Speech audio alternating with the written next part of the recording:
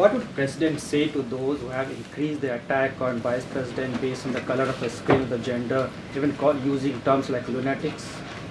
So look, there's something I do want to say about that. When you have the Speaker of the House, obviously he's a Republican, and this is something that you all have reported, set up a meeting to tell Republican leaders to stop being racist, to stop being misogynist, to stop being sexist.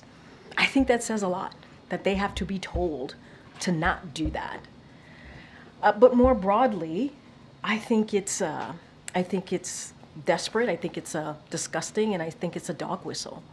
And we should not forget that she is the Vice President of the United States. She's the Vice President of the United States. She should get that respect. She's been doing this job with the president for almost 4 years. She's a former senator and has been a critical partner in getting the economy restarted, in making sure that that we deal with the pandemic. And to hear that is frankly disgusting. I have one more question to follow up on the proper about the legal. Say that last part. I have one more question to follow up basically on what you said about the legal immigration system at the top of your remarks. Yeah.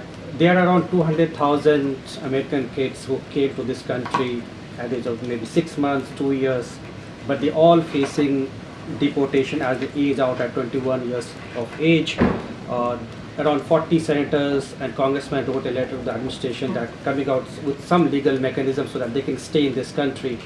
That many of them are doing quite well. What would the president be doing for them? I mean, look, I certainly we don't have any policy announcements to make at this time, but again, I talked about the bipartisan agreement that came together from the Senate, where we negotiated a process to help the so-called documented dreamers, and sadly, Republicans, and I've said this many times already at this podium today, which is that they voted it down twice.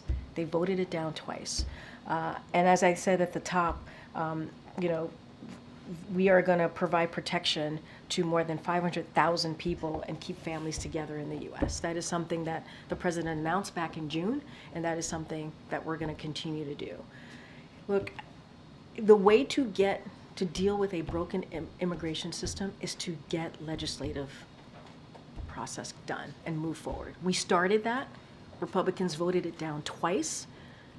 We had a bipartisan option. That would have been the toughest and the fairest way to move forward in dealing with the immigration system, something we hadn't seen in years, and they voted it down twice. And so that is how we're going to move forward, is making sure Congress gets the work done that they need to. I know I think I have